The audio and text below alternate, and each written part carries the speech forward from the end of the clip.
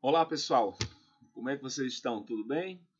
Estamos aqui mais uma vez para dar continuidade ao nosso curso de Álgebra Linear Aplicada do NES nesse semestre de 2025.1 e hoje temos a aula 7 do nosso curso, onde nós vamos trabalhar ainda sobre o tema matrizes positivas definidas, que já foi iniciado na aula passada. Hoje vamos reforçar, né, alguns pontos de vista desse conteúdo e também, pessoal, vou mostrar algumas aplicações, né? Vamos fazer alguns exercícios e também vamos mostrar algumas aplicações desta ferramenta, né, que são as matrizes positivas definidas. Então vamos lá, vamos dar início. Então, para iniciar, vamos lembrar a definição do que vem a ser uma matriz positiva definida, que nós já estabelecemos na aula anterior. Então, vamos relembrar. Uma matriz A, cujos elementos são A e J, né, pertencente ao conjunto das matrizes de ordem N, ou seja, a matriz A é quadrada, com entradas reais, né, é dita positiva definida se para todo vetor não nulo, aqui tem duas palavras importantes, pessoal, tem duas coisas importantes, né? Primeiro, para todo, qualquer que seja o vetor, e segundo, não nulo, x do Rn, tem-se que x transposto vezes A vezes x tem que ser positivo. Se acontecer de x transposto vezes A vezes x ser maior ou igual do que zero, ou seja, se puder este resultado ser igual a zero para todo x, então dizemos que a matriz A ela é semidefinida positiva. Ok? Vale a pena destacar que esse cara aqui, esse x, ele é um vetor do Rn, né? E nós estamos imaginando aqui, na nossa teoria, os vetores do Rn como sendo vetores coluna. É um vetor, o vetor x, ele é um vetor com coordenadas x1, x2, xn, e essas coordenadas, x1, x2, xn, elas são dispostas segundo uma coluna. Quando eu pego aqui o transposto do x, aí sim, o vetor x transposto ele é escrito como vetor linha, tá certo? Então vale a pena observar que esse resultado aqui, x transposto vezes a vezes x, esse resultado, pessoal, é um número real. Por que é um número real? Observe, a matriz A ela é de ordem n, ou seja, ela tem n linhas e n colunas. Então a matriz A ela é n por n. O vetor x, como ele é um vetor do Rn, e como eu mencionei há poucos instantes, eu estou imaginando os vetores do Rn como vetores coluna nessa teoria, então ele é um vetor que tem, ele pode ser encarado como uma matriz que tem dimensão n por 1. Então veja, a matriz A ela é n por n, que ela é quadrada de ordem n, e o vetor x ele é n por 1. Não é? O número de colunas de A, que é n, é igual ao número de linhas de x, que é n também. Então é compatível para ocorrer essa multiplicação. Quando você multiplicar A, que é n por 1, pelo vetor x, que é, A, que é n por n, né? Pelo vetor x, que é n por 1, isso vai dar um resultado n por 1. Vai me dar um resultado que é um vetor coluna também. Aí eu vou multiplicar esse resultado pelo transposto de x. Como o vetor x ele é n por 1, que é um vetor coluna, o seu transposto vai ser 1 por n. Então eu vou multiplicar um vetor 1 por n, que é o vetor x transposto, pelo resultado de AX, que é n por 1. Essa multiplicação pode ser realizada, já que o número de colunas do primeiro, que é n por 1, que é n, é igual ao número de linhas do segundo, que é n, e o resultado vai ser uma matriz 1 por 1. E uma matriz 1 por 1, ela é identificada, pessoal, com o número real. Resumindo, essa conta que você faz aqui, x transposto vezes A vezes x, dá um número real, o que faz sentido colocar aqui um sinal de maior ou de menor, se fosse o caso. Tudo bem? Então aqui é só a definição. Resumindo, uma matriz é definida positiva quando ela é uma matriz quadrada, ela tem entradas reais, entradas que eu falo são os elementos que compõem a matriz, e qualquer que seja o vetor x do Rn não nulo, esse resultado x transposto a x ele é sempre maior do que zero qualquer que seja o vetor x não nulo.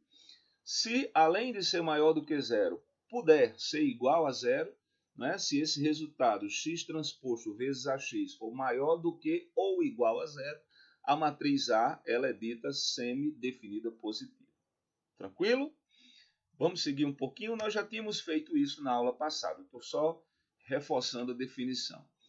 Uma observação é a seguinte, pessoal. É comum na literatura matemática, ou seja, nos livros que tratam do assunto, acrescentar o fato que a matriz A é simétrica. Aqui na nossa definição eu não exigi isso. Não é? Eu só exigi que a matriz fosse quadrada, que ela tivesse elementos reais, né? E que x transposto a x fosse maior do que zero, sempre que x fosse não nulo. É muito comum, em diversos livros de álgebra linear, você acrescentar o fato de que a matriz A é simétrica. Lembrando que uma matriz é simétrica quando ela é igual à sua transposta. E lembrando também que fazer a transposta de uma matriz é trocar a posição das suas linhas, né, pelas suas colunas. As linhas da matriz elas são escritas agora como colunas. Aí você obtém a transposta. Se uma matriz é igual à sua transposta, o que pode acontecer, não é obrigado, mas pode, essa matriz é dita simétrica. Então tem alguns textos que dizem assim, ó, uma matriz A de ordem n e com elementos reais é definida positiva quando, primeiro, A é simétrica e, segundo, para todo vetor não nulo x do Rn, tem-se que x transposto a x é maior do que zero.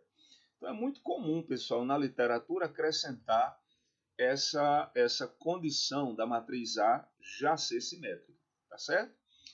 Mas assumindo a definição 1, que é essa definição que nós demos, que nós não exigimos que a matriz fosse simétrica, pode-se mostrar que a matriz A, se ela for real, ela é e for definida positiva, então ela é necessariamente simétrica, tá certo? Ou seja, o fato de colocar simétrica aqui na definição pode ser posto ou não ao seu gosto. Se você não colocar, se você colocar simplesmente essa condição e impor que a matriz tem elementos reais, você consegue provar de qualquer maneira que ela é simétrica. Tudo bem? Vamos adiante, pessoal? Pergunta: como reconhecer uma matriz positiva definida? Nós também tratamos isso na aula anterior, mas eu vou relembrar aqui para vocês. Também vimos na aula anterior que duas coisas. Primeiro, para que uma matriz real e simétrica, para uma matriz real e simétrica, as seguintes condições são equivalentes e garantem que A é positiva definida. Quais são? Primeiro, tinha um critério que era o chamado critério de Sylvester. Todos os menores principais, determinantes dos subblocos principais superiores esquerdos, são positivos.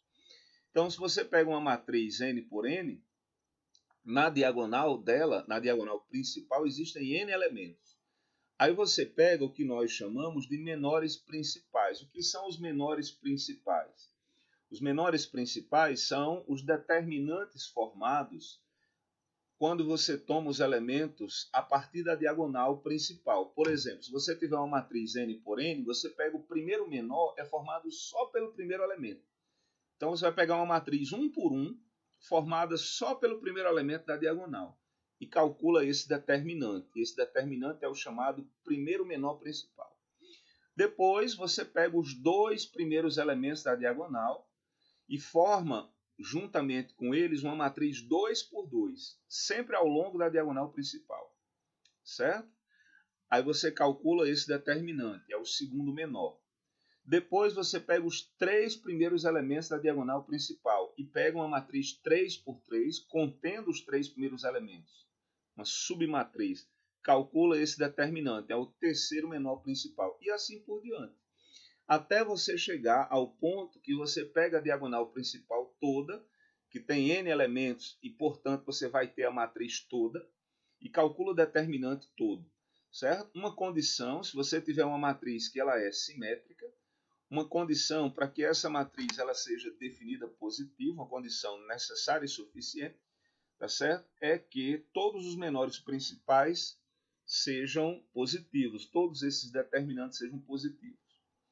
Depois nós vimos também na aula passada que se você tem uma matriz simétrica em que ela é definida positiva, todos os autovalores dela também são positivos. Tá certo? Nós vimos também isso na aula passada. Estou só relembrando. Na aula passada, nós inclusive colocamos esse fato aqui como teorema e nós não demonstramos, que é exatamente essa história dos autovalores. Se você tiver uma matriz simétrica e que ela é definida positiva, positiva definida ou definida positiva é a mesma coisa, os autovalores são todos positivos. Aqui eu coloquei como teorema, eu já tinha citado na aula passada, mas eu não tinha demonstrado. Vou fazer aqui uma breve demonstração. Todos os autovalores de uma matriz simétrica de ordem n e elementos reais, definida positiva, são positivos. Se você tiver uma matriz simétrica definida positiva, todos os seus autovalores são positivos. Vamos ver uma justificativa para isso. Com efeito, seja A uma matriz de ordem n e com elementos reais. Esse MNR a simbologia, é a notação que eu uso para o conjunto das matrizes de ordem n e com elementos reais. Seja A uma matriz de ordem n com elementos reais, uma matriz simétrica, ou seja, ela é igual à sua transposta e que é definida positiva. Isso significa que, bem, se ela é simétrica, por definição, a transposta dela é igual a ela. Lembrando que a transposta de A é a matriz que você obtém a partir de A, transformando as suas linhas em colunas. Tá? Se ao fazer essa transformação, a matriz transposta coincide com a matriz A é dita simétrica. Segunda coisa, ela é definida positiva. Definida positiva, de acordo com a definição que nós oferecemos no início da aula de hoje, é porque o transposto de x vezes ax é sempre positivo para todo vetor x do Rn, tá certo? Tirando o zero, para todo vetor não nulo do Rn. Ok? Então ela é simétrica, ela é igual à transposta. Definida positiva, ela cumpre essa condição. X transposto a x é sempre positivo para qualquer vetor x maior, diferente de zero. Tudo bem? Aí o que acontece? Seja lambda um alto valor de A, com alto vetor correspondente V. Aqui eu coloquei V diferente de zero, é meio redundante, mas eu resolvi destacar isso aí porque os autovetores automaticamente são diferentes de zero. Já faz parte da definição de autovetor. Tá certo? Então, seja lambda um alto valor da matriz A com um alto vetor correspondente V. E aqui eu destaquei o fato de ele ser diferente de zero. Isso é redundante, porque quando se diz autovetor, por definição, os autovetores são não nulos. Mas o que significa isso, professor? Nesse caso, se V, pessoal, é um autovetor da matriz A associado ao alto valor lambda, então é porque A vezes V é lambda V. Nós vimos também na semana passada que um autovetor de uma matriz é um vetor não nulo, tal que quando você multiplica a matriz A por ele, a resposta é um múltiplo dele. Não é? Vou repetir. O que é um autovetor de uma matriz? É um vetor que não é nulo, por definição é não nulo, que tem a seguinte propriedade. Quando você multiplica a matriz A por esse vetor, a resposta obtida é um múltiplo do próprio vetor. E esse número que dá o múltiplo é o chamado alto valor. O alto valor, eventualmente, ele pode ser zero. Não é obrigado, mas eventualmente o alto valor pode ser zero. O alto vetor, necessariamente, por definição, é diferente de zero. Tá bom? Então, AV, pessoal, é lambda V, já que V é autovetor da matriz A associado ao alto valor lambda. Isso é a definição de alto valor e alto vetor. Tudo bem? Então, o que é que eu faço? Eu pego essa igualdade, AV igual a lambda V, e eu multiplico os dois lados pelo V transposto, que é o transposto do vetor V, lembrando que nós estamos encarando os vetores do Rn como vetores coluna. Então é isso que eu fiz. Eu multipliquei aqui do lado esquerdo pelo transposto de V. Multipliquei aqui, pessoal, pelo lado direito pelo transposto de V. Só que aqui do lado direito nós temos esse lambda, que é o alto valor, né, que é um número. Como ele é um número, ele pode vir aqui para frente do produto de matrizes. Então fica lambda, que multiplica V transposto vezes V. Tá certo? Aí o que acontece? Nós sabemos que a matriz A, pessoal, por hipótese, ela é definida positiva. Como ela é definida positiva, para qualquer vetor não nulo, que é o caso, né? Já que V é autovetor e, consequentemente, é não nulo por definição, V transposto a V é positivo, porque a matriz A, por hipótese, ela é definida positiva. Ok? E esse vetor V, ele é um vetor não nulo aqui do Rn. Como eu tinha dito, é um vetor coluna, né? Cujas coordenadas são x1, xn. Então, o que é que nós vamos ter? Se eu pego V transposto e multiplico por V, olha só o que acontece. Como o vetor V ele é x1, xn, escrito como vetor coluna, o vetor transposto ele é x1, x2, xn, escrito como linha. Você pega essa coluna e escreve como linha para obter o vetor transposto. Então, eu estou multiplicando aqui V transposto, que é esse vetor linha, pelo vetor V. Como é que eu multiplico? Multiplicação de matrizes. Multiplica a linha da primeira, que só tem uma linha, pela única coluna da segunda, que é essa. Se você multiplicar, isso aqui vai ficar x1 ao quadrado, mais x2 ao quadrado, mais xn ao quadrado, que isso aqui, pessoal, é maior do que zero. Primeiro, porque todos os expoentes são pares. O x1, x2, xn, eles são números reais. Os vetores que nós estamos trabalhando são vetores reais.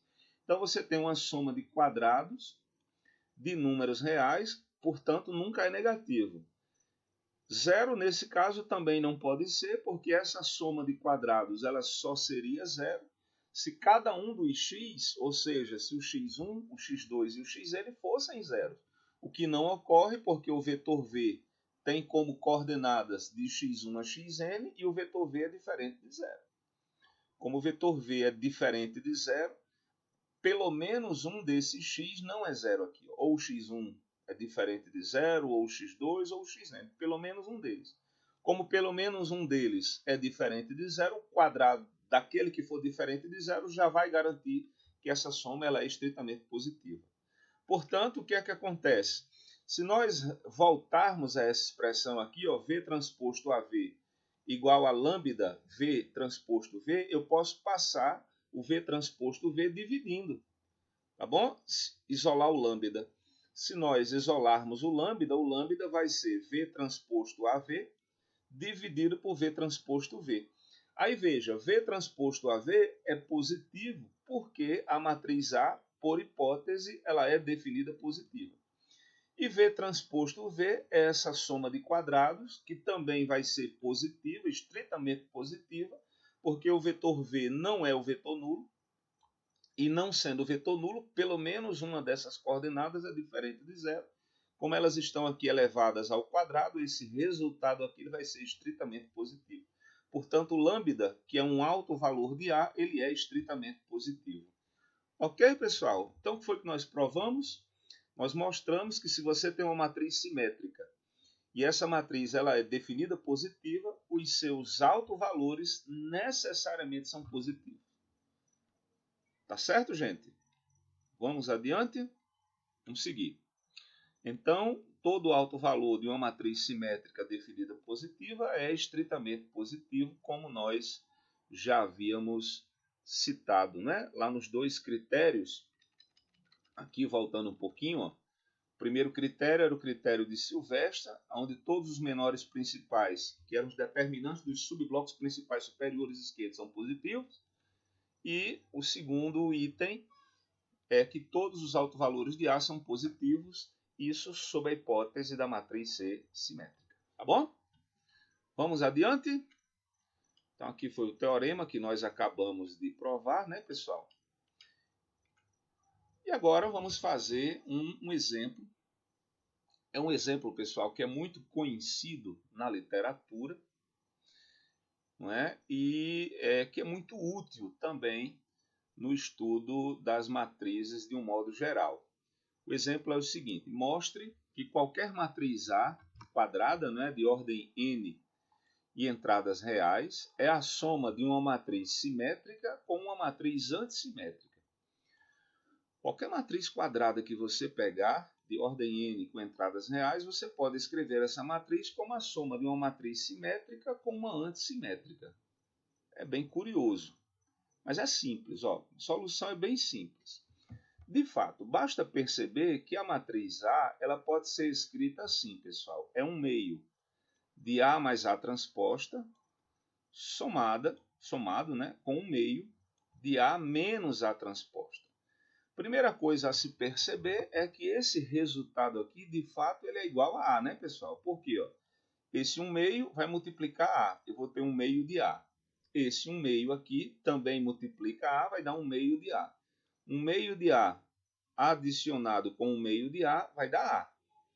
E a outra parte, aqui eu tenho 1 meio de A transposta. E aqui, pessoal, do outro lado eu vou ter menos 1 meio, porque tem um sinal positivo aqui e um negativo aqui, eu vou ter menos 1 meio de A transposta. Portanto, 1 meio de A transposta cancela menos 1 meio de A transposta, 1 meio de A mais 1 meio de A, como nós já observamos, é A. Então, de fato, a matriz A ela pode ser decomposta dessa maneira. O que é que me resta agora? Me resta mostrar que essa primeira parte é uma matriz simétrica, e que essa segunda parte é uma matriz antissimétrica. Lembrando que uma matriz é simétrica se ela for igual à sua transposta. E ela é antissimétrica se ela for igual a menos a sua transposta. Então veja o que vai acontecer. Eu peguei essa primeira matriz aqui, 1 meio de A mais A transposta, e eu chamei essa matriz de uma outra letra, chamei de B. Eu chamei de B 1 meio de A mais A transposta. Eu vou mostrar para vocês que essa matriz B ela é simétrica. O que é que eu preciso fazer? Eu vou calcular a transposta de B e vou mostrar que a transposta de B coincide com B. Ao calcular a transposta de B, B não é igual a essa soma, então vai ser a transposta dessa soma. Esse 1 meio é uma constante, fica do lado de fora, e vai ficar a transposta da soma de A com A transposta. Tá certo? Então eu chamei de B essa primeira parte, e agora eu estou calculando B transposta. Então, 1 meio, pessoal, eu repeti, e aqui eu tenho a transposta da soma. Não sei se todos lembram, tem uma propriedade de transpostas que diz que a transposta da soma é a soma das transpostas. Então, vai ficar a matriz A, que é a primeira, transposta, vai estar aqui, ó, e vai ficar a transposta da transposta, que está aqui. Mas quem é a transposta da transposta? A transposta da transposta é a própria matriz. Não é? Porque quando você pega uma matriz e você faz a transposta, você está trocando a posição das linhas com as colunas. Se dessa matriz, que já é a transposta, você fizer a transposta de novo, você troca as linhas com as colunas, portanto, volta para a matriz original. Então, a transposta da transposta é a própria matriz. Eu apenas escrevi aqui na primeira posição. Eu troquei a posição. Transposta da transposta é a A, que eu escrevi aqui primeiro, e a transposta eu simplesmente repeti.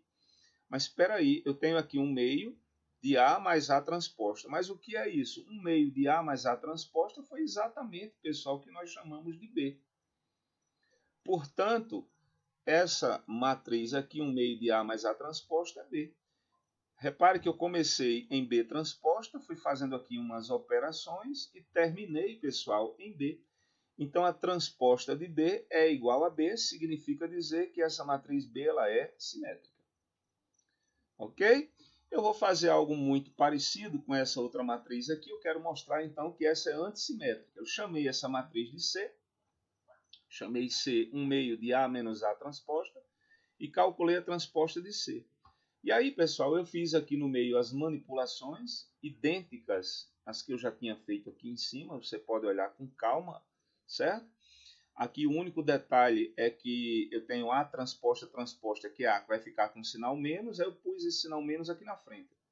Se você olhar as continhas com calma, você vai ver que isso aqui vai dar menos C. É menos, ó, a matriz C. Então, quem vai ser a transposta de C? A transposta de C vai ser menos C, portanto, C é antissimétrica. Portanto, a minha matriz A, ela se escreve como B mais C, onde B é simétrica e C é antissimétrica. Tá certo? Então, qualquer matriz, pessoal, ela pode ser decomposta como a soma de uma matriz simétrica e de uma matriz antissimétrica. Inclusive, você tem a receita para achar as duas parcelas. A primeira parcela é 1 meio de A mais A transposta. E a segunda parcela é 1 meio de A menos A transposta. transposta. Você tem a receita explícita para achar a matriz simétrica e a matriz antissimétrica, cuja soma dá a própria matriz A. Tá certo? O importante desse exercício é que fique esse resultado, um resultado que muitas vezes é útil, tá, pessoal? Qualquer matriz quadrada, ela é escrita como a soma de uma matriz simétrica com uma matriz antissimétrica. Tudo bem? Estão conseguindo acompanhar direitinho? Vamos seguir, pessoal? Vamos lá. Então, temos aqui mais um exemplo. Nesse exemplo, eu resolvi colocar o seguinte. Mostre que se A é uma matriz quadrada com entradas reais e que ela é definida positiva, isto é, x transposto ax é sempre positivo para todo vetor não nulo x do Rn, ficou faltando um n aqui, Rn, então A é simétrica. Lembra que eu falei, já no início da aula de hoje, que em boa parte da literatura, quando se vai definir a matriz definida positiva, já se faz a exigência dela ser simétrica. Não tem nada demais, tá certo? É correto. Mas também é possível não fazer essa exigência e, se você impuser que a matriz é real, aí você consegue mostrar que ela é simétrica. E é a proposta desse exemplo aqui. Mas você já pode assumir, se você estiver estudando aí, dependendo do livro, do autor, você já pode assumir que ela é simétrica. Aqui eu estou apenas assumindo que as definidas positivas cumprissem isso e que tivessem entradas reais, tá certo? Como é que eu vou mostrar que se a matriz é definida positiva, ou seja, se ela cumpre essa condição para todo vetor não nulo x do Rn, lembrando que aqui está faltando um n, então essa matriz é simétrica. Eu vou usar o exercício que eu acabei de fazer, da decomposição de uma matriz A como a soma de uma matriz simétrica com a matriz antissimétrica. Bem, queremos provar que A é simétrica, ou seja, eu quero provar que A é igual à sua transposta. Considere as seguintes decomposições de A. Eu vou pegar a matriz A e vou quebrar a matriz A em duas partes. Na A simétrica, que vai ser um meio de A mais A transposta, eu vou chamar de Assim, para você lembrar de simétrica. E vou quebrar em AS, né, que é a parte antissimétrica, que é um meio de A menos A transposta. Comparando com o exercício anterior, esse Assim está fazendo o papel da matriz B, que é aquela parte simétrica da decomposição. E esse AAS está fazendo o papel, comparando com a questão anterior, da matriz C. Aqui eu chamei de Assim, a parte simétrica, e chamei de AAS, a parte antissimétrica. Tudo bem? Note que o seguinte, a matriz A, como nós já vimos no exercício anterior, é a soma de Assim, que é a parte simétrica, com AAS, que é a parte antissimétrica. Isso já foi discutido no exemplo anterior. Bem, para todo vetor x do Rn, temos que x transposto ax vai ser x transposto o A, pessoal. O A ele pode ser substituído pela sua decomposição, que é Assim mais AAS. É a soma da parte simétrica com a parte antissimétrica. E o x aqui eu simplesmente repeti. Nós sabemos que a multiplicação de matrizes ela é distributiva, né, em relação à adição. Então aqui eu vou ficar com x transposto assim vezes x. Tá aqui, ó. Multiplico o x transposto por assim e o resultado eu multiplico por x. Então vai ficar x transposto assim vezes x. Aqui é semelhante, x transposto AS vezes x. E eu fiz simplesmente a distribuição aqui, apliquei a propriedade distributiva. Tudo bem até aí, pessoal? Mas a parte assimétrica, que é a parte AS, essa parte aqui, satisfaz a seguinte condição. Veja, aqui tem uma pequena sutileza, tá certo, pessoal? Uma pequena sutileza. X transposto, aqui é AS, tá, pessoal? Ó, tá faltando aqui é AS, errinho da minha digitação. É X transposto ASX, viu? Eu coloquei aqui A, mas está faltando a parte assimétrica, que aqui eu esqueci na digitação. Gente, aqui tem um detalhe que é o seguinte, é um detalhe simples, mas você tem que estar bem atento. Não sei se vocês lembram, essa conta x transposto a x, ela dá uma matriz 1 por 1. Uma matriz 1 por 1 confunde-se com um número real. Se eu pegar uma matriz 1 por 1 e fizer a transposta dela, continua sendo ela. Porque não tem o que trocar. Uma matriz 1 por 1 é um elemento. Se você troca a linha com coluna, ele fica do mesmo jeito. Então, essa matriz aqui, esse produto X transposto a AS aqui, tá, pessoal? Aqui é a parte antissimétrica, vezes X, é a mesma coisa do mesmo produto transposto. Por quê? Porque esse produto aqui, ele é 1 por 1, tá bom? Lembrando que aqui, mais uma vez, eu insisto, essa matriz é a matriz AS, é a parte antissimétrica da matriz A. Esqueci de digitar aqui. Portanto, como ela é uma matriz, como esse resultado é 1 por 1, tanto faz ele como o transposto dele é igual. Aí aqui, pessoal, eu vou usar uma propriedade de transpostas que é o seguinte. Quando você tem um produto de transposta, a transposta de um produto, melhor dizendo, isso não é o produto das transpostas diretamente. Se você tem a transposta de um produto de matrizes, a transposta do produto é o produto das transpostas, só que na ordem inversa. A matriz X, que estava aqui mais à direita, ela vai ficar com transposta, só que ela vem mais para a esquerda agora. A matriz AS, que estava no meio, vai permanecer no meio. A AS transposta, aqui a AS também, tá, pessoal? Mais uma vez eu esqueci aqui o AS. E essa matriz X transposta que estava mais à esquerda, ela vai pegar a transposta, mas vai ficar mais à direita. Vou repetir essa parte aqui. Pessoal, a transposta de um produto é igual ao produto das transpostas, só que na ordem contrária. Aqui você tinha xt a sx. Quando você colocar a transposta, você vai escrever transposta da última, tá aqui, transposta da do meio, que vai ficar AS transposto, tá certo, pessoal? AS transposto, eu esqueci o AS aqui mais uma vez. E transposto, tá aqui. Ó. Só que nós sabemos que o transposto é o X, né? Transposto do transposto é o próprio elemento. A matriz AS, pessoal, transposta, ela é igual, como a matriz AS ela é uma matriz antissimétrica, tá certo? A transposta dela é menos ela. Então aqui, ó, tem um outro errinho aqui, pessoal, tá com uns errinhos aqui de digitação. Não tem esse T não, é menos AS, tá certo? Vou repetir, a transposta de AS vai ser menos AS, porque a matriz AS ela é antissimétrica. Aqui, pessoal, eu digitei um Tzinho a mais. Me perdoe aí pelos errinhos, tá certo? Depois eu corrijo esse material e subo direitinho lá no Google Sala de Aula para vocês. Mas estão entendendo, né? Então, X transposto eu repeti, tá aqui. X transposto vira X. E aqui eu tinha a matriz AS transposta. Só que a matriz AS ela é antissimétrica. E quem é a transposta de uma antissimétrica? É menos ela. Então aqui é menos AS. Não tem esse transposto. Aí esse sinal de menos eu simplesmente coloquei aqui para frente. Tem um sinal de menos, coloquei aqui na frente. Então ficou menos X transposto ASX. Tá bom? Apesar dos meus errinhos, eu acredito que deu para compreender, né, pessoal? Eu errei aí umas digitações. Então, aqui, o que é que eu tenho? Eu tenho que x transposto vezes AX, na verdade seria o AS, né? É igual a menos x transposto ASX. Tá bom? Então, eu passo esse cara aqui para o primeiro membro. Então, vai ficar ele.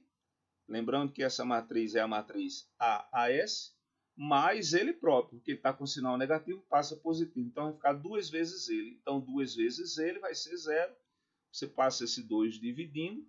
Então você chega aqui x transposto vezes AS vezes x igual a 0. Pelo menos aqui no finalzinho eu digitei tudo correto. Tá, pessoal? Me perdoem aí pelos erros de digitação. Mas eu fui corrigindo aí na fala, eu acredito que tenha ficado claro. Depois eu vou corrigir e subir o texto corrigido para vocês. Tudo bem? Vamos seguir? Assim, o que é que acontece?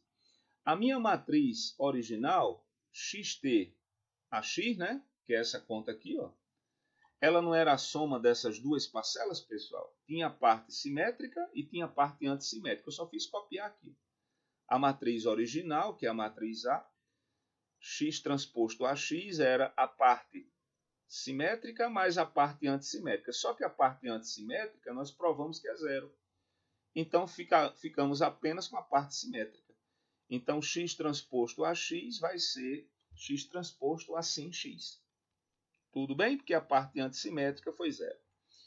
Aí o que acontece? Como x transposto a x é igual a x transposto a sim x, né?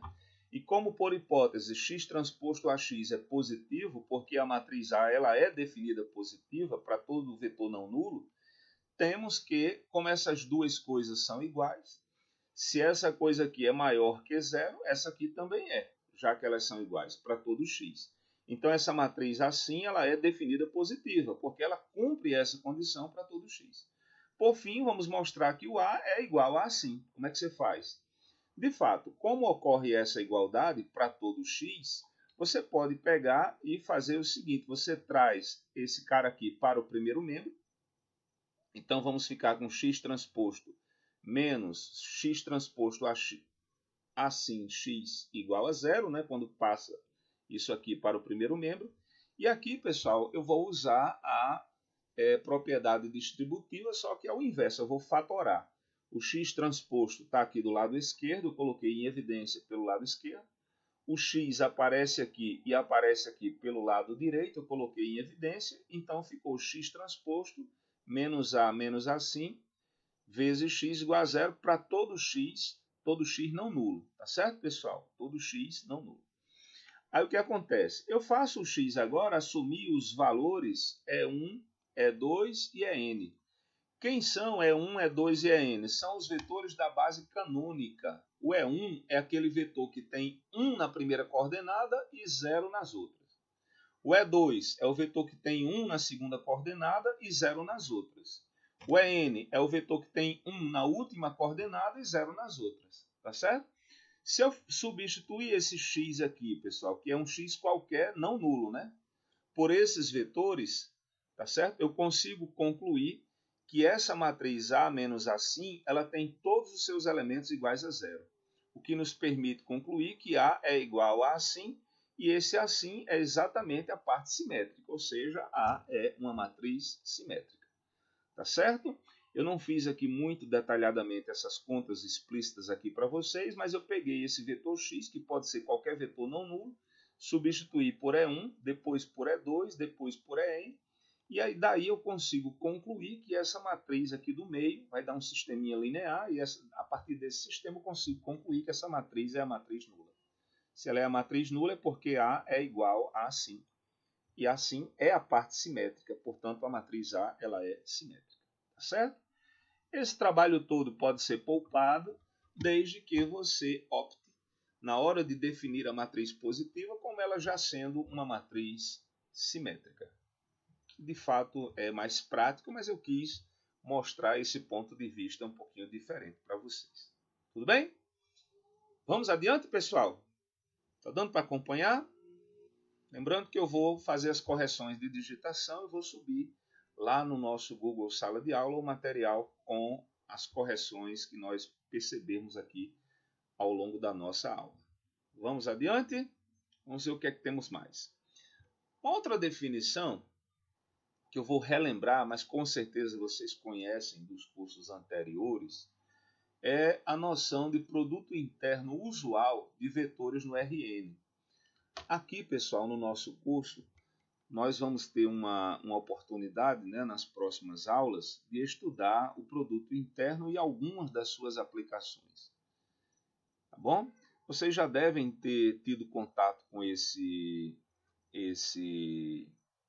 tema, né, esse tópico, em cursos anteriores, como, por exemplo, de geometria analítica, ou se não um primeiro curso de álgebra linear. Mas eu vou relembrar para vocês porque eu vou precisar dele para a nossa aplicação do final da aula. Então, deixa eu só relembrar aqui para vocês. Sejam U um vetor do Rn, portanto, com n coordenadas, o 1, o 2, o n, e V um outro vetor também do Rn com coordenadas V1, V2, Vn. Definimos o produto interno usual porque tem outros, tá? Esse aí é o mais comum, é o usual. Entre U e V, denotado por, nós denotamos assim, né, pessoal? U interno V, é assim que nós lemos, e ele é definido como sendo um número. O produto interno de U por V, ele é simplesmente o seguinte número.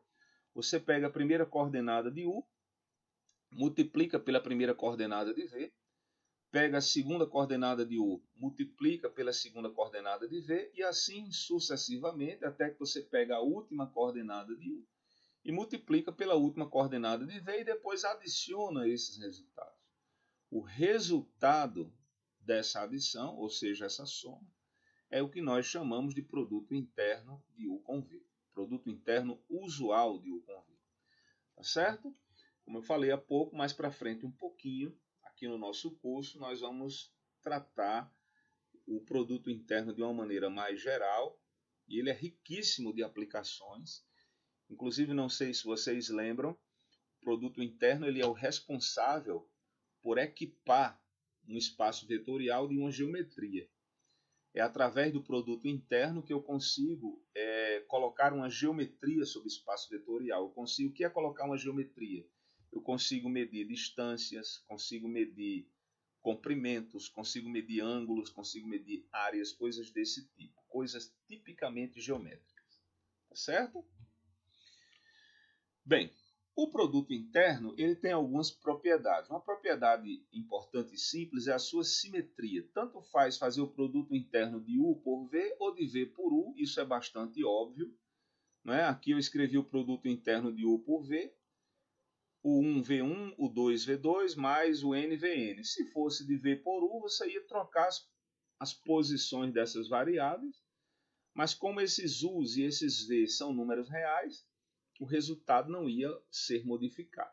Então, o produto interno ele apresenta uma certa simetria. Tanto faz o produto de U por V, como V por U é a mesma coisa. Segunda propriedade interessante é que o produto interno ele é linear. Na verdade, ele é bilinear. Aqui eu coloquei linear na primeira coordenada, mas podia ser na segunda. Se você tiver uma combinação linear de dois vetores, A vezes U, B vezes W, o U e o W são vetores, o A e o B são números, são escalares. E você fizer o produto interno com V, então há uma distributividade. Você vai fazer AU, produto interno com V, mas como esse A é uma constante, ele vai poder sair do produto interno. E você vai fazer BW, produto interno com V, mas como esse B é uma constante, ele também sai do produto interno. Isso valeria também se fosse o contrário. Como assim? Se tivesse o V na primeira posição e o AU mais W na segunda. Certo? Nós dizemos que o produto interno ele é bilinear. Ele é linear em uma coordenada e também na outra. E além disso, pessoal, tem uma terceira propriedade também muito importante, que é a positividade. Se você faz o produto interno de um vetor por ele mesmo, é sempre maior ou igual do que zero. E o produto interno de um vetor por ele mesmo só dá zero no caso em que o vetor é o vetor nulo. Tudo bem? O produto interno de U por U é sempre maior ou igual do que zero. E só é zero no caso em que U é zero. Tá certo, pessoal? Bem, de posse dessas ideias, eu coloquei aqui um exemplo bem trivial, só para reforçar aqui e deixar claro o que eu estou dizendo, né? Sejam U e V esses vetores, calculo o produto interno. Produto interno simples, usual, né? Simplesmente multiplicar coordenada com coordenada da mesma posição. Então eu faço 2 vezes 3, menos 1 vezes 0 e 4 vezes menos 2, né? Então 2 vezes 3 dá 6, com 0 dá 0, com menos 8 vai dar menos 2. Então o produto interno desses dois vetores é menos 2. Tá bom, pessoal? Só para ilustrar basicamente a definição, mas eu creio que todos vocês já tenham tido um contato anterior com essa definição. Como nós falamos há poucos instantes, futuramente, né, nas próximas aulas, nós vamos introduzir a ideia geral de produto interno sobre um espaço vetorial, que não necessariamente é esse produto interno usual. Tá bom? Vamos adiante? Bem, uma vez que nós temos esse monte de informações sobre as matrizes positivas definidas, nós podemos mostrar uma aplicação. Existem várias aplicações, inclusive nas listas de exercício. Nós colocamos algumas questões com um sabor mais aplicado, né, da semana passada para cá. E hoje eu vou finalizar a nossa aula teórica mostrando para vocês uma aplicação interessante, que é uma desigualdade conhecida na literatura com o nome de desigualdade de Fisher generalizada. É um problema tipicamente combinatório. E o surpreendente é que aparentemente não tem nada a ver com matrizes positivas definidas, nem com matrizes de um modo geral. Entretanto, né, é aquela coisa que de vez em quando aparece em matemática, alguém consegue conectar de maneira inesperada dois mundos. Né? Você tem um mundo aqui dos problemas de contagem, problemas tipicamente combinatórios, né, de existência de configurações. E você tem um outro mundo que é o mundo das matrizes. Né? E nós vamos mostrar que esses dois mundos podem ser conectados, por exemplo, é só um exemplo, existem vários, com essa desigualdade. Vamos ver o que é que diz a tal da desigualdade de Fisher. Diz o seguinte: se C1, C2 e Cm são subconjuntos distintos e não vazios de um conjunto de n elementos C, vamos imaginar que o conjunto C tem esses elementos, 1, 2, 3, n, tais que todas as interseções de CI com CJ com I diferente de J, aí aqui tem uma condição muito particular, tem o mesmo número de elementos. Se você pegar quaisquer dois conjuntos aqui, desses, que são M, e fizer a interseção entre dois quaisquer, o número de elementos da interseção é sempre a mesma. Por exemplo, se eu pegar C1 e fizer a interseção com C2, o número de elementos da interseção vocês lembram, obviamente, né? Participam da interseção aqueles elementos que estão nos dois conjuntos. Então, se eu pegar, por exemplo, C1 e C2 e observar o número de elementos da interseção, vamos imaginar que esse número seja T. Se eu fizer a interseção de C1 com C3, o número de elementos da interseção vai ser o mesmo T. Se eu fizer a interseção de C2 com C8, o número de elementos da interseção é T. Quaisquer dois conjuntos têm o mesmo número de elementos da interseção. Se isso acontecer, então M, que é o número de subconjuntos, tá? É sempre menor ou igual a n, que é o número de elementos. A quantidade de subconjuntos que gozam dessa propriedade, que propriedade? A interseção entre dois conjuntos distintos. Tem sempre o mesmo número de elementos. Essa quantidade de subconjuntos é no máximo n, que é muito menor do que a quantidade total, né, pessoal, de subconjuntos. Se você tem um conjunto com n elementos, vocês conhecem, é um fato extremamente conhecido, que a quantidade total de subconjuntos é 2 elevado a n. É gigante, é um exponencial de n. 2 elevado a n. Entretanto, se os conjuntos que você tem, eles cumprem essa condição, quando você pega dois quaisquer, a interseção tem sempre o mesmo número de elementos, então o número de conjunto não passa do número de elementos. É isso. A desigualdade é essa. O número de subconjuntos que cumprem essa condição da interseção de dois quaisquer ter sempre o mesmo número de elementos não passa do n. Então o m é menor ou igual do que o n. Como é que nós vamos demonstrar isso? Vamos lá. Para cada conjunto CI, que são M, né, pessoal? C1, C2, Cm, estou chamando genericamente cada um deles de CI. Para cada subconjunto CI, do conjunto dos números de 1 a n, né, que é o conjunto C, associamos o vetor característico VI.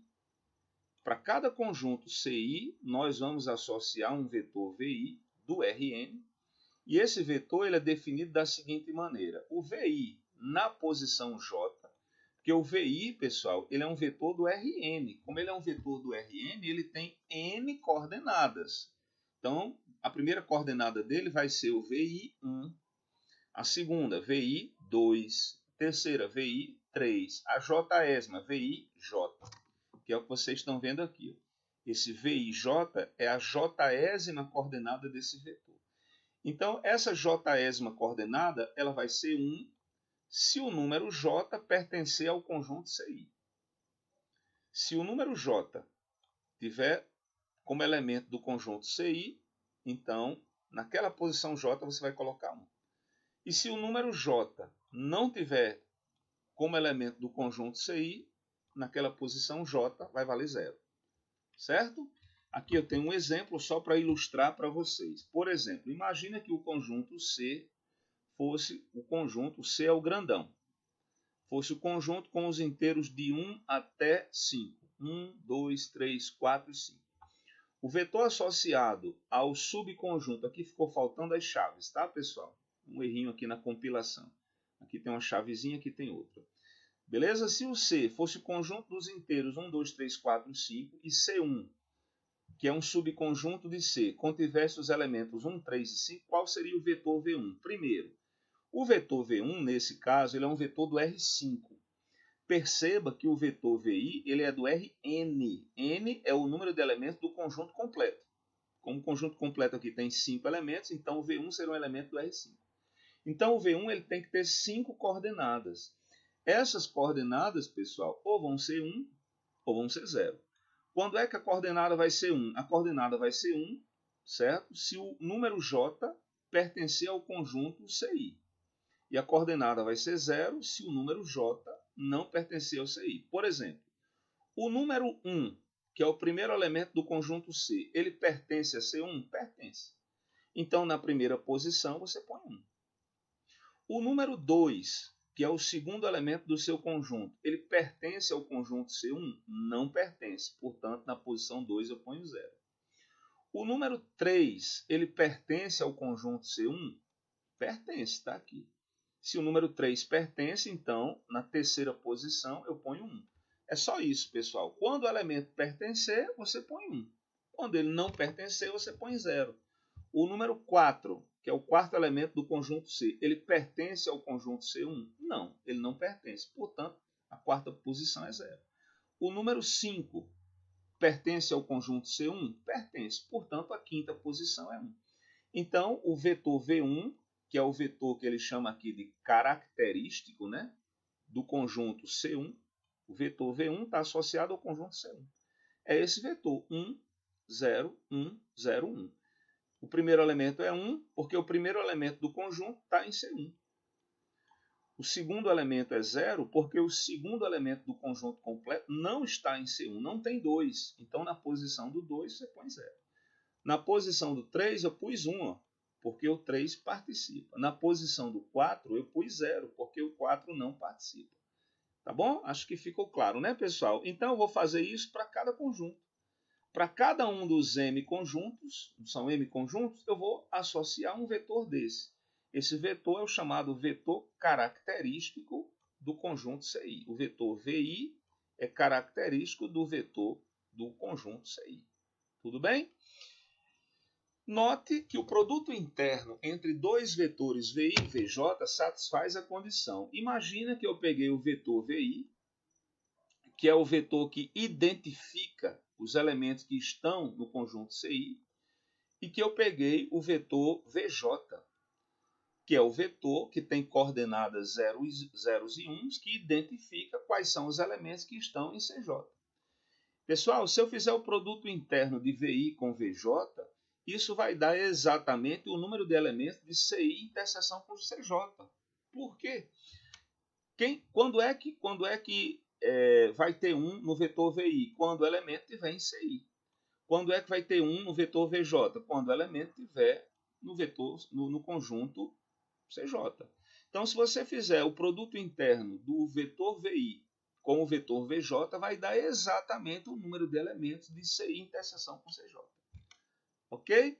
Você, para se convencer disso, se isso não tiver ainda muito, você não estiver ainda muito convencido que isso seja verdade, você pode pegar aqui um segundo conjunto, C2, segundo conjunto aqui, o subconjunto daqui, você pode pegar qualquer um deles, e você pode fazer essa conta num caso particular, só para que você possa se convencer de que o produto interno do vetor VI, que representa o conjunto CI, pelo vetor VJ, que representa o conjunto CJ, se você fizer esse produto interno usual, né, aquele que multiplica os elementos da mesma posição e soma, vai dar exatamente o número de elementos. Tudo bem, pessoal? Eu vou seguir, mas eu aconselho quem ainda não se convenceu disso que faça um exemplo, um caso particular, pegue um outro conjunto e faça essa conta. Você vai se convencer facilmente de que isso é verdade.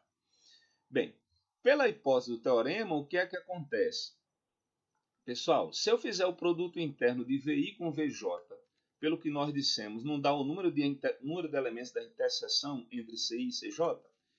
Então, se eu faço o produto interno de VI com VJ, se I for igual a J, que pode acontecer, isso vai dar o número de elementos de CI interseção com CI, se I for igual a J. Porque não é o número de elementos da interseção de CI com CJ. Se no lugar de J tiver I, então vai ficar o número de elementos da interseção de CI com CI. E quem é a interseção de CI com CI? É o próprio CI. Quando você faz a interseção de um conjunto com ele mesmo, dá ele próprio.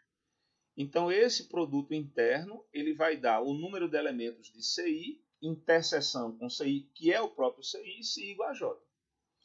E esse número de elementos e esse produto interno vai dar um T, se I for diferente de J. E esse T, aí aqui eu quero que você tome cuidado, tá certo? Esse T é o número de elementos que é comum a todas as interseções. Lembre-se que uma das hipóteses do teorema é que sempre que você pegar dois conjuntos diferentes, CI e CJ, dois quaisquer diferentes, a quantidade de elementos da interseção é sempre a mesma. Essa quantidade eu estou representando pela letra T, uma letra qualquer. Esse T representa o número constante que corresponde à quantidade de elementos da interseção de dois conjuntos distintos nessa categoria de conjuntos, tá bom? Nessa coleção de conjuntos. Tudo bem, pessoal? Ficou claro? Esse T é o número de elementos da interseção entre dois conjuntos quaisquer, quando o I e o J são diferentes. Se o I e o J forem iguais, interseção de CI com CI vai dar o próprio CI. Então, isso vai dar o número de elementos de CI. Vamos adiante? Agora, vamos definir a matriz M, cujas linhas são os M vetores. Pessoal, lembra que nós temos M conjuntos, né? Deixa eu voltar aqui para vocês olharem. Ó. Nós temos o conjunto C1, nós temos o conjunto C2, nós temos o conjunto CM. Lembre que para cada conjunto desse, eu vou associar um vetor. V1 é o vetor associado ao conjunto C1, que ele vai me dizer quais são os elementos do conjunto original que participam de C1. Aqueles elementos que participarem de C1, no vetor V1 vão ter 1. Os que não participarem, no vetor V1 vão ter 0. Como são M conjuntos, eu vou ter M vetores. Então eu tenho o vetor V1, V2 e VM. V1 é o vetor associado ao conjunto C1. V2 é o vetor associado ao conjunto C2. VM é o vetor associado ao conjunto CM. Esses vetores são os vetores que têm zeros ou uns. Tem 1 se o elemento estiver no conjunto, tem 0 se o elemento não tiver. Note que a matriz M é de tamanho M por N. Por quê? Gente, V1, V2 e VM são as linhas dessa matriz. Então tem uma linha, que é a linha V1, é a primeira linha. Tem outra linha, que é a linha V2, é a segunda linha. A última linha é a linha VM, então o número de linhas é M. Só que cada um desses vetores, vocês lembram do slide passado, ó, que cada um desses vetores é do Rn. Então cada vetor desse tem N coordenadas. Então são M linhas, cada linha é um vetor desse, e cada vetor tem N coordenadas, porque ele é do Rn, portanto a matriz M ela é de tamanho M por N. Tudo bem, pessoal? Ok? Eu até coloquei aqui, ó, são M subconjuntos de um conjunto C, tá bom? E cada... aqui tem um errinho. São M subconjuntos de um conjunto C e cada vetor, aqui ficou, e cada vetor possui N elementos, tá bom? Não, tá certo. São M subconjuntos de um conjunto C que possui N elementos. O conjunto C, ele possui N elementos. Então, cada vetor desse vai dizer se o elemento está ou não no subconjunto. Então, cada vetor desse tem N de navio elemento. Tá certo. Tá correto.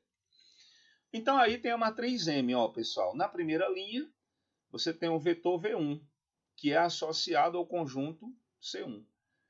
Na segunda linha, você tem o vetor V2, que é associado ao conjunto C2. Na última linha, você tem o vetor VM, que é associado ao conjunto CN, CM de Maria, tá bom? Então essa matriz ela é M linhas e N colunas.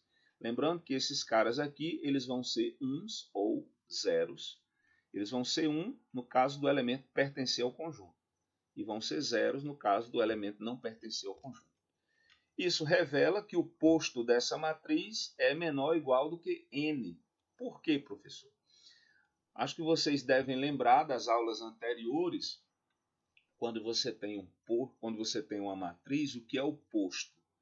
Lembra que o posto segundo as linhas ou o posto segundo as colunas era igual, lembra, pessoal?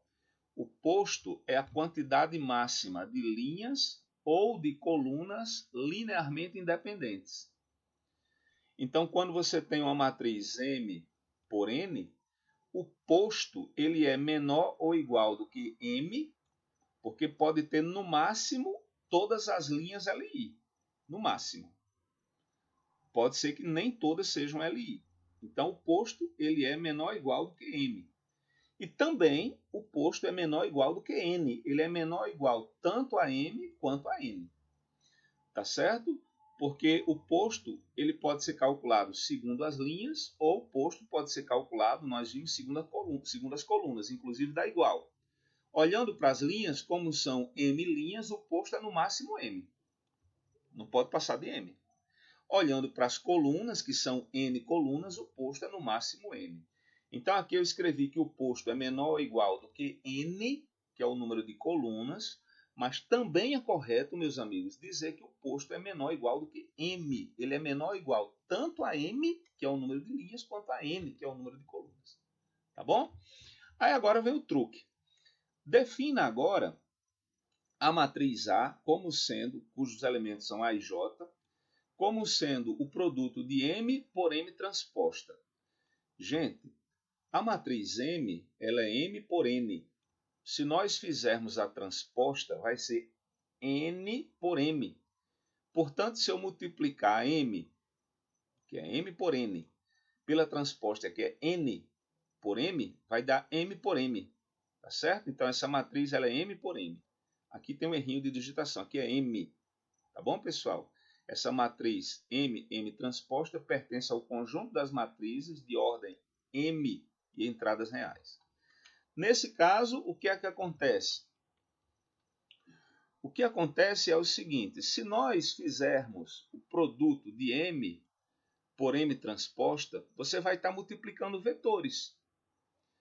Não é? Você pega as linhas da primeira e multiplica pelas colunas da segunda. Só que lembre que a segunda é a transposta da primeira. Então, se você parar um pouquinho para pensar, você vai observar que os elementos A e J dessa matriz A, que corresponde a esse produto, vai ser exatamente o produto interno dos vetores linha pelos vetores coluna da outra. Tá bom?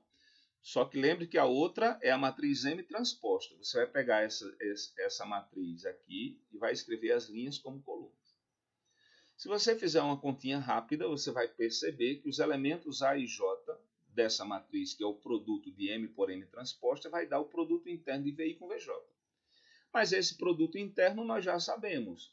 Ou ele dá o número de elementos do conjunto CI, no caso em que I é igual a J, nós já tínhamos discutido isso, ou ele dá T, no caso em que I é diferente de J, que vai dar exatamente o número de elementos da interseção de CI com CJ. Esse produto interno já havia sido discutido aqui, né, pessoal? Ó, aqui em cima. Exatamente a mesma coisa. Tá certo? O único detalhezinho aqui é você fazer um pouquinho de contas para você se convencer disso aqui. O elemento A e J dessa matriz A, ele é o produto interno do vetor VI pelo vetor VJ. Tudo bem? Que vai dar isso. Aí o que acontece? Note que a matriz A, nós já tínhamos citado isso, ela é de tamanho M por M. Inclusive eu tinha corrigido aqui a M, né, pessoal? Porque a matriz M é M por N. A transposta, quando você faz a transposta, troca a posição de linhas e colunas, então fica N por M. O número de colunas da primeira é o número de linhas da segunda, pode multiplicar, e o tamanho do que sobra é M por M, né? Então a matriz A ela é M por M. Então tá aí a matriz A.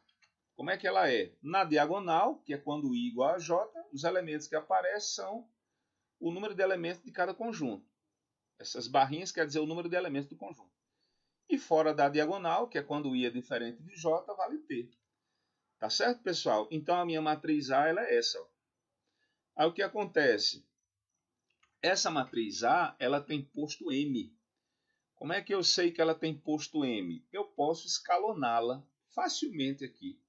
Você repara aqui que ela tem um monte de T's, né? Por exemplo, se eu quiser eliminar os T's que estão aqui, tem esse primeiro T, ó. Abaixo dele todo mundo é T. Se eu quiser eliminar os caras que estão aqui embaixo, é só multiplicar essa segunda linha por menos 1 e adicionar com as outras. Vai eliminar esses T's. Aqui parecido, certo? Eu multiplico essa aqui e adiciono com as outras. Tá bom? Eu consigo mostrar, pessoal, que essa matriz A ela é linha equivalente à matriz identidade. Se eu utilizar aquelas operações elementares, lembra das operações elementares? Trocar a posição de duas linhas, multiplica uma linha por uma constante não nula, troca uma linha por essa linha adicionada a outra multiplicada por uma constante. Eu consigo mostrar que essa matriz A ela é equivalente ela é linha equivalente à matriz identidade. Tá bom? Então o posto dela é M de Maria. Ela tem posto máximo. Se eu consigo, através das operações elementares, transformá-la na matriz identidade, quando eu transformar na matriz identidade, eu vou ter aqui o vetor 1, 0, 0, 0, 0, 1, 0, 0, 0. Então vai ter uma matriz de posto M. Lembra que o posto é o número de linhas LI. Tá bom? Então o posto dessa matriz é igual ao posto da identidade, com o mesmo tamanho, portanto é M. E aí o que acontece? O posto de A é M, nós acabamos de ver, que é o posto dessa matriz. Só que a matriz A, pessoal, lembre que eu defini essa matriz A como sendo quem? Como sendo M vezes M transposta. Então, o posto de A, quem é A? A é M vezes M transposta. E agora vamos usar uma propriedade que já usamos nas aulas anteriores, o posto do produto. Ele é o mínimo do posto de cada uma das matrizes. Tá bom? Se você tem dois números, posto de M e posto de M transposto, e você pega o mínimo entre dois números, ele é menor ou igual do que qualquer um dos dois. Né? Sei lá, você tem aqui o número 3 e o número 5. Qual vai ser o mínimo entre 3 e 5? É 3. Então, 3 é menor ou igual do que o próprio 3 é menor ou igual do que o 5. Então, o mínimo entre dois números é menor ou igual do que qualquer um deles. Aí eu peguei aqui o posto de M, que é N. Portanto, no primeiro membro nós temos M de Maria, menor do que ou igual a N de navio. Tá? O que nos permite concluir que M é menor do que ou igual a N. Tranquilo, pessoal? Então, nós conseguimos mostrar que o M é menor ou igual do que o N usando posto de matrizes. Ah, professor, mas aonde estão as matrizes positivas definidas? Nós poderíamos utilizar as matrizes positivas definidas para mostrar que essa matriz A aqui, pessoal, ela tem posto M. Eu tenho aqui, vou mostrar para vocês. Seria um caminho alternativo. A justificativa que eu dei aqui para essa matriz A ter posto M é que eu consigo, através das operações elementares, transformá-la na matriz identidade, que tem posto M. Não é? Uma outra maneira seria eu mostrar que essa matriz A ela é positiva definida. E o que é que isso tem a ver com o posto? Vamos tentar entender? A seguir, apresentaremos uma demonstração alternativa e muito elegante de que o posto de A é M. Essa matriz A aqui tem posto M, utilizando matrizes definidas positivas. Vamos ver a demonstração. Olha só. Vamos mostrar que A é positiva definida. Isso é suficiente para concluir que o posto de A é M. Por quê? Visto que os autovalores de uma matriz definida positiva, nós vimos na aula de hoje que eles são números reais positivos. Gente, quando nós temos uma matriz definida positiva, os autovalores eles são positivos. E, portanto, o determinante dessa matriz é diferente de zero. Por quê? Nós ainda não mostramos isso aqui nesse curso, mas tem uma propriedade que é a seguinte. determinante de uma matriz é sempre igual, pessoal, tá certo? A menos do sinal ao produto dos seus autovalores. Pode ser mais ou pode ser menos, dependendo do tamanho da matriz. Mas o determinante de uma matriz é sempre, pessoal, o produto, grosso modo, é o produto dos seus autovalores. Se os autovalores são todos positivos, maiores do que zero, o determinante é maior do que zero, portanto é diferente de zero. Então, quando eu tenho uma matriz que é positiva definida, os autovalores não são estritamente positivos, o determinante não é o produto dos autovalores, portanto é estritamente positivo. Tá certo? Então vamos mostrar que a matriz A ela é definida positiva. Se eu mostrar isso, o determinante dela é estritamente positivo, ou seja, vai ser diferente de zero. E se você tem uma matriz que o determinante dela é diferente de zero, ela tem posto M. Isso é um resultado também. Bem, então como é que eu mostro que ela é definida positiva? Eu pego a minha matriz A, que é essa. Essa matriz A é a mesma de antes, tá, pessoal? É a mesma, tá aqui. Essa mesma matriz aqui, igual. E eu vou escrever a minha matriz A de uma maneira esperta. Eu vou escrever assim, como aqui está aparecendo o T em várias posições, na verdade fora da diagonal, eu vou escrever o T como se fosse aqui em evidência. Eu vou escrever uma matriz toda de uns, eu vou chamar essa matriz aqui de JN, é uma matriz toda de uns, mas os T's eles já estão aqui, né, com esses uns. Aí aqui tinha a diagonal, né, pessoal? Tamanho de C1, tamanho que eu falo é o número de elementos. Número de elementos do conjunto C1 até o número de elementos do conjunto CM. Então, para poder equilibrar a conta, eu coloco essa matriz aqui, ó. Módulo de C1 menos T, por que menos T? Porque quando eu fizer a conta, ó, aqui vai ficar T vezes 1, vai dar T. Quando eu somar com o módulo de C1 menos T, o T que aparece aqui cancela com o menos T que aparece aqui, vai dar módulo de C1. As demais posições aqui são todas zeros, tá bom? Então eu pego a minha matriz A, que é o produto de M por M transposto, e escrevo dessa maneira. Tranquilo, minha gente? T, que é a variável que eu pus aqui em evidência, a matriz JN, que é uma matriz de ordem, é uma matriz, aqui na verdade deveria ser JM de Maria. M de Maria, tá, pessoal? Mas tudo bem.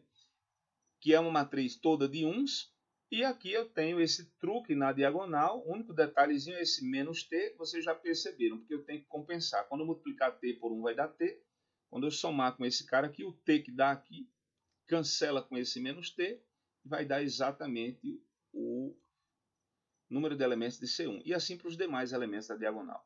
Tudo bem? Ok, pessoal? Essa matriz aqui era JM, né? Escrevi JM, é uma matriz cujos elementos são iguais a 1. E D é uma matriz diagonal, vocês estão vendo aqui que tem esses elementos na diagonal e zero fora. E agora o que é que eu vou fazer? Eu vou pegar um vetor x do Rn e vou fazer essa conta aqui, x transposto dx. Tá bom? Gente, se eu pegar essa matriz D, que é essa aqui, e fizer a conta x transposto dx, se você fizer a conta com calma, você vai obter esse resultado aqui. Certo? Você vai obter aqui DI. Esse DI, pessoal, na verdade, eu digitei errado. É o módulo, é o tamanho de CI, tá? Tamanho de CI.